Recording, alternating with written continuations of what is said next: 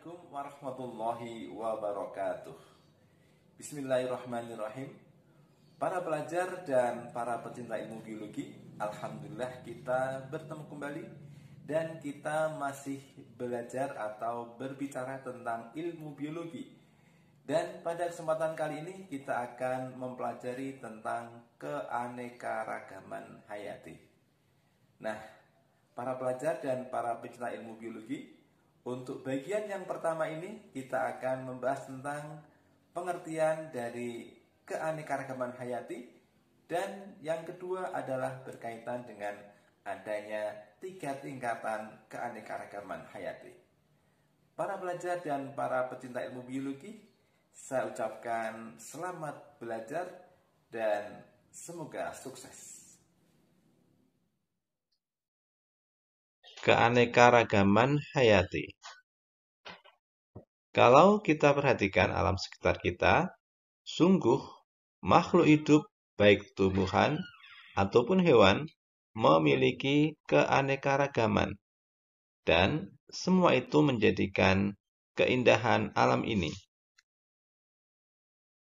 Sebagai contoh, daun bermacam-macam bentuknya, ada yang lonjong, ada yang panjang seperti pita, ada yang berdaun tunggal, dan ada juga yang berdaun majemuk. Warnanya pun bermacam-macam. Demikian juga dengan hewan memiliki bentuk, warna, ukuran yang bermacam-macam.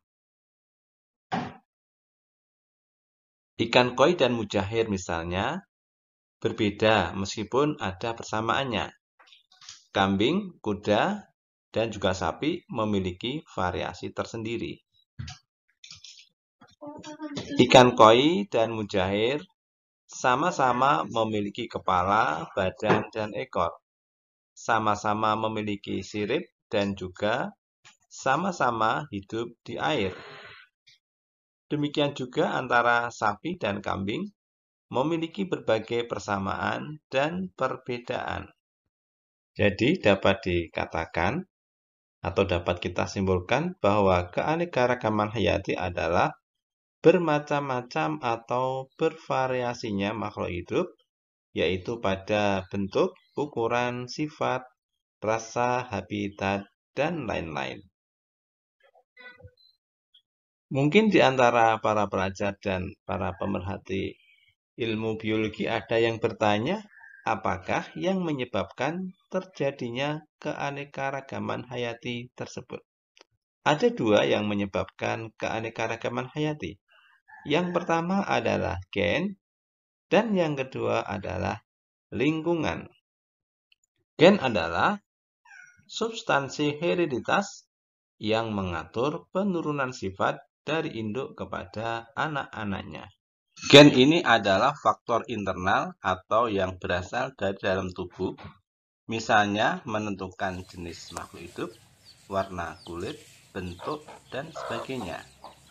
Dengan adanya gen ini, maka sifat-sifat induk akan diturunkan kepada anak-anaknya, sehingga anak-anak itu mewarisi sifat-sifat induknya. Kemudian yang kedua adalah faktor lingkungan.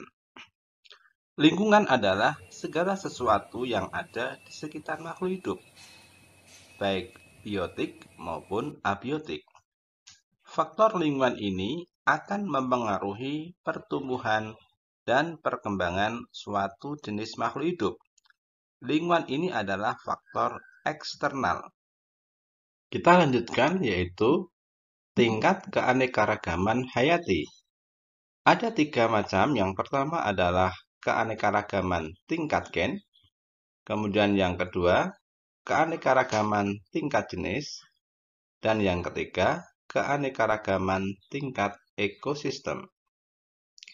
Yang pertama, keanekaragaman tingkat gen. Genetika adalah cabang ilmu biologi yang mempelajari tentang pewarisan sifat-sifat dari induk kepada keturunannya. Kalau kita perhatikan, misalnya kelinci Kelinci putih, bila induk jantan dan betinanya putih, maka semua anaknya akan putih. Tetapi bila induknya berwarna yang berbeda, maka warna anak-anaknya pun cenderung sama dengan induknya.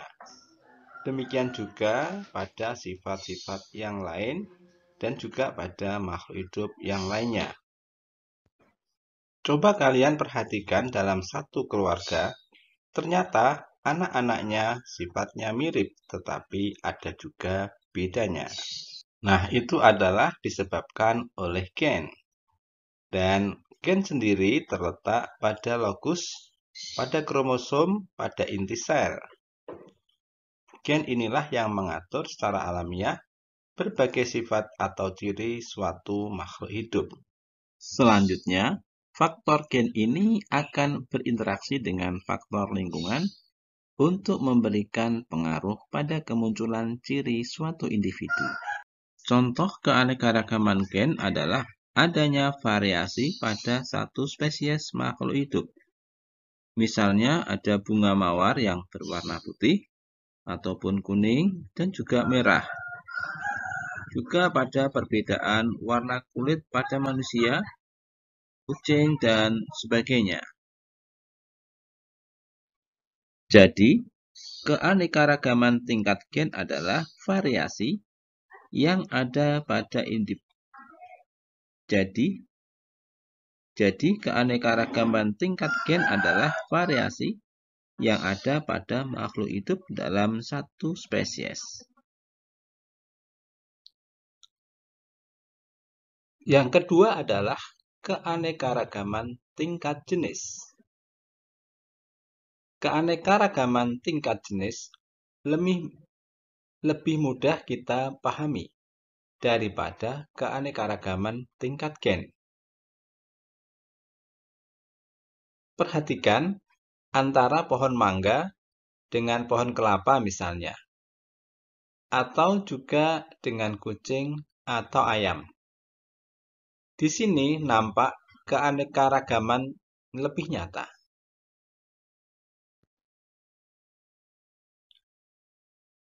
Berbeda bila kita membandingkan antara pohon kelapa dengan pohon palem.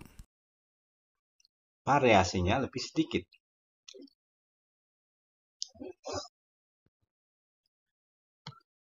Hal ini disebabkan pohon kelapa dan pohon palem memiliki hubungan kekerabatan yang lebih dekat bila dibandingkan dengan pohon mangga, apalagi dengan kucing. Dapat dikatakan semakin dekat hubungan kekerabatan antara spesies, maka persamaan sifatnya lebih banyak dan perbedaannya semakin sedikit.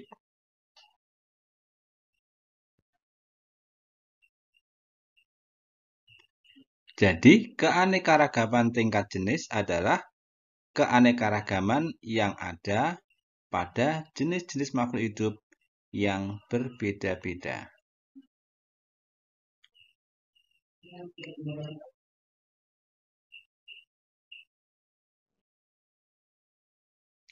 Kemudian yang ketiga, keanekaragaman tingkat ekosistem. Makhluk hidup senantiasa berinteraksi dengan lingkungannya, baik sesama makhluk hidup atau biotik dan dengan makhluk tidak hidup atau abiotik.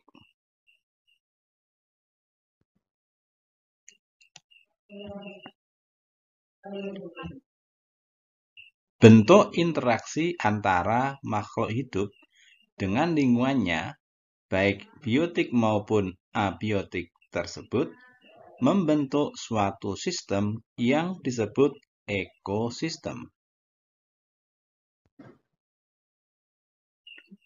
Lingkungan tempat makhluk hidup, kondisi dan keadaannya beragam.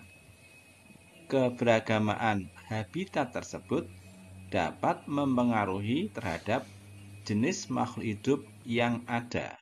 Misalnya, ekosistem sawah berbeda anggotanya dengan ekosistem kebun, ekosistem hutan bakau, tundra, dan lain sebagainya.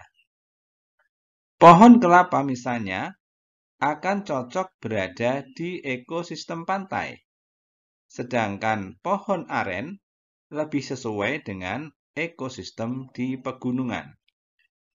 Demikian juga dengan sapi, cocok di habitat yang banyak rerumputan, sedangkan onta lebih sesuai di daerah gurun. Demikian seterusnya. Jadi, pada masing-masing ekosistem menunjukkan adanya keanekaragaman hayati sesuai ciri khas yang dimiliki oleh ekosistem tersebut. Tugas praktikum.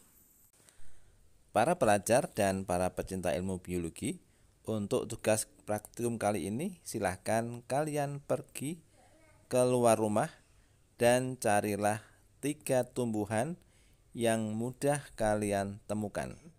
Kemudian catat namanya dan amati persamaan dan perbedaan dari ketiga tanaman tersebut. Catat hasil pengamatanmu dalam tabel dan buatlah kesimpulannya. Selamat belajar dan semoga sukses.